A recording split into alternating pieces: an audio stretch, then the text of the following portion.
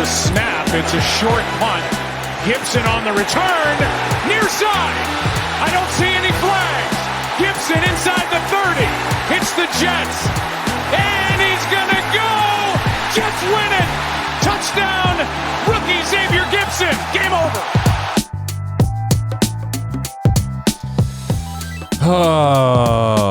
First big sigh of the 2023-2024 Interesting to See season. It's the podcast and the video show, if you're watching me. If my face got fat, I want you to eat me.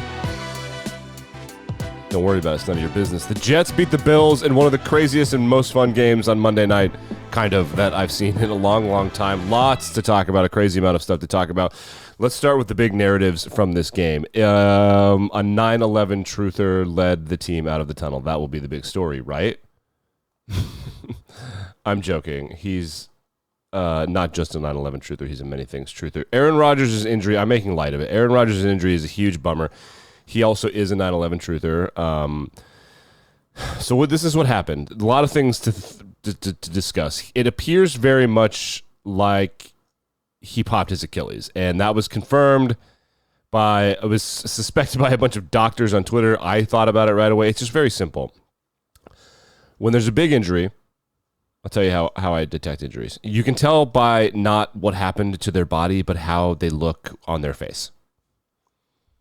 Okay, like it really is that simple. And the way that he looked on his face was, really bad. He looked sad and dejected. Oftentimes when people cry, this is serious, they either have a concussion or they know that they're in deep trouble. And that's kind of what Rodgers looked like. He looked like he knew that things were going to be bad. Look, I'm going to turn my mic down just a little bit. It's a little too hot for all of y'all. Do I have the play? I think I do have the play. Here it is. This is from Ari Myrov, one of my favorite NFL people. Watch the calf right here. Boop, pop. See that pop? That's what everybody. They tore his Achilles. Yes, that pop does seem like pretty bad evidence. But also, the sadness on his face. The Manning cast reacted to it in a way that is sad.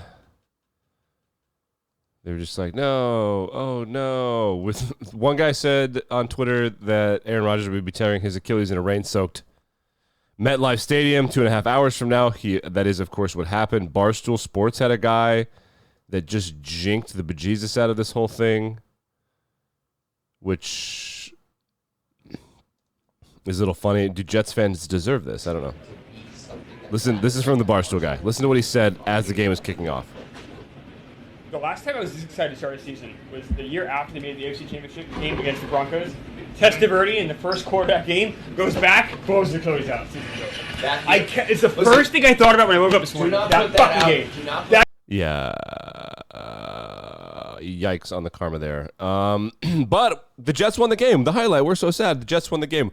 How did the Jets win the game? Josh Allen threw 3 interceptions and had an egregious turnover. Josh Allen played the worst game of his life. Probably. I don't know if that's for sure true, but it seems like it. 3 interceptions, 2 of which were terrible decisions, one of which was just an arm punt, which on arm punts, this is what coaches will say on the internet. I don't know what this means, but it means nobody was open. I gave my guy a shot, kind of. They picked it off, and it ended up being a 60-yard flip the field. Arm punts happen on 3rd down, which that one was. All of the picks were made by the same guy, Jordan Whitehead. What a bro. Sauce Gardner had a good game and a bad game. He gave up more yards, I think, than he's ever given up, but he also had some really huge plays down the stretch. Quinnen Williams for New York is really great. Zach Wilson is now the quarterback for the Jets. The Jets confirmed in the post-game press conference that they are worried that he tore his Achilles, which has prompted a bunch of us to look at the free agent quarterbacks, which is tough. There aren't that many because quarterback's a super important position, and when there are quarterbacks, people sign them. One interesting fun quarterback that people have been discussing about would be the funniest thing that's ever happened in the history of the world is what if Tom Brady came out of retirement? Carson Wentz is also out there. There are rumors that maybe, or people suggesting that perhaps Matthew Stafford should be traded because the Rams are going to win anything, and he very much looked like by far the best quarterback in the NFL in Week 1, and had a win with dudes you've never heard of. Pua Nakua from BYU. Here's Garrett Wilson. Check this catch out. Watch Garrett Wilson. Huge catch in the end zone. Should have been pass defensed. That's Tre'Davious White, one of the best corners in the NFL, and Garrett Wilson just made that happen. Jets willed themselves to victory. Man, the punt return was sick. There was a moment where one of the refs in the booth was like, there's an asterisk by this. He should have been called for tripping, which maybe he should have been called for tripping, but this is the second primetime in our first 3 primetime games where someone has said, this one should have an asterisk. I don't know about that. Because then everyone just gets mad. Let's shout out to Patrick Mahomes, who learned what commas were. On Twitter, he said, at the bottom, this is the original tweet, hate that man, ... praying for the best. And then he edited to say, hate that, comma, man, as if to say, I don't hate Aaron Rodgers. Yeah, you got to learn how commas work. He did. Immediately, a bunch of current and former players in the NFL got on the internet and started complaining about the turf, which is bad. It's crazy that they haven't bargained for turf because, like, literally the point of unions is to bargain for wages and for safe working conditions. The turf thing is a fact. Like, you get hurt on turf way more than you get hurt on grass. It's a fact. However, if your stadium has grass and not turf, you've got to maintain the grass, and it's actually really hard, then you can't have a bunch of stupid corporate events with people walking around down there. It's actually a huge pain in the ass. So they're not going to do it. But we know that athletes can bargain to do it. Messi is now in the MLS, and part of him coming to the MLS is, hey, boys, I don't play on turf. And same thing for the World Cup. They're going to rip out the artificial turf for the World Cup and put in grass because those players, they won't play on turf. But the NFL players haven't stood up for themselves enough in these collective bargaining agreements, and the owners have strong-armed them because they want the stadiums to do more than just host football games and 1 or 2 concerts. The problem is that, and I could be wrong about this, but I kind of think I'm not. I'm pretty sure from an event standpoint, not from a TV streaming standpoint, like things like the Eras Tour with Taylor Swift made more money than probably than the entire season, to be honest. There are people thinking that like the economic stimulus of a concert is like $50 million. She does 3 shows in a weekend in a place like New York or Philadelphia. Yeah, that's worth more than 8 Eagles games. I think by a lot, probably.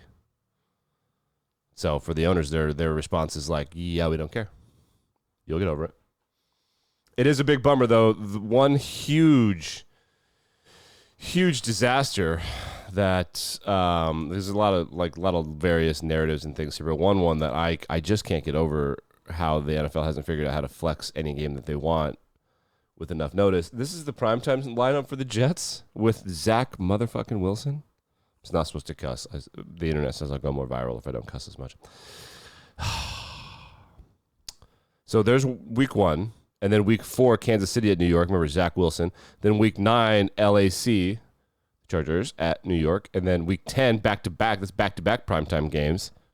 These Thursday night ones, sorry, Jeff, I don't care. Week 12, was that like a Thanksgiving thing? Whatever the hell this 3 p.m. kickoff is. Was that Black Friday? No, is that Black Friday? Anyway, they had a game scheduled at 3 p.m., and that I don't give a shit about that one. That one's fine. And this one's fine. Cleveland at Cleveland on Thursday Night Football, that one's fine. But these nighttime standalone games, Thursday Night Football, I'm just so ready for football to be back that week. I don't really care. And that's week 17. That one doesn't matter. But this Kansas City one and Los Angeles Charger one, we got to figure that out. Elsewhere around the league, some narratives and stuff coming out today. Let's take a look at DK Metcalf giving a guy a concussion on a dirty play. Here he goes. So watch Witherspoon. That's Witherspoon right there, number 44, and that's DK Metcalf following him. Now, the play is way away from them, and Witherspoon's hustling, and Metcalf looks to be hustling. And then look at this. He just pivots. Boom. So dirty. Crazy dirty. Dude got hurt and did not return. He had a rib thing and a concussion. Concussion from whiplash. Crazy dirty from DK, and I kind of rooting for him to get a suspension. He seems to be really frustrating game for them, but that's not what you want to see. Brian Baldinger on Twitter. If you don't know who Brian Baldinger on Twitter is, he's great. He's a former offensive lineman, I think. I don't know, but he just does these breakdowns with this terrible video. He just records the screen, the TV with his phone. But here's him yelling at a rookie for not getting off the line of scrimmage at the snap fast enough. He's across the line of scrimmage. Max plays at a different level. But you got to get off the ball. Like, it's the first thing a defense lineman's got to do. Get off the ball. Move. Get out of your stance. You can't be in quicksand. You got to go. You got to go. I love that. Football's back. I love people getting yelled at. Chris Jones, the interior defensive tackle for the Chiefs, that didn't play against the Lions, and then they lost. Losing to the Lions, really great bargaining power. They reportedly signed a deal, 1-year deal with the Chiefs, which means that he wants to get to free agency, and I guess they could trade him if things go south. Who knows? But it's done. Detroit Lions center Frank Ragnow had a fun thing. He is a center, and it takes a day off because he's got this toe thing that can't be cured. So it might need like multiple surgeries when he's retired. Frank Ragnow said, quote, "People can stop tweeting me to offer up their own toes." And that kind of thing is how you get blocked on social media. That's a feet fetish joke. Get it?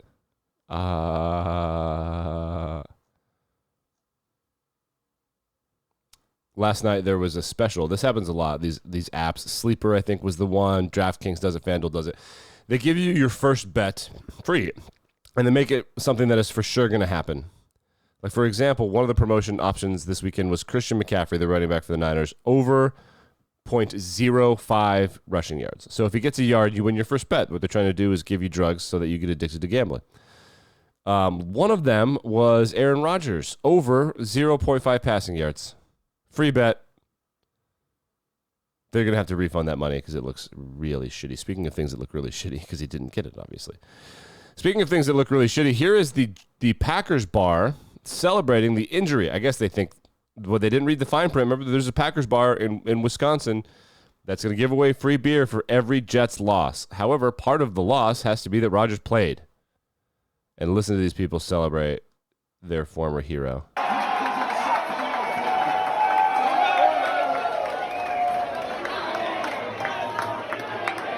Laughing at him.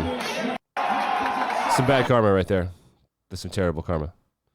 Damian Lillard, talking about the NBA, said he's not going to go to training camp if he gets traded anywhere other than Miami. Well, Damian Lillard didn't learn negotiations in school, because the best way to get traded where you want is for there to be a bidding war.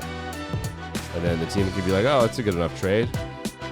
We'll do it. But the NBA, the players have completely taken over the league. They found the craziest trump card of all time, which is if you're really good, you can just say, oh, do what I want or I won't try hard.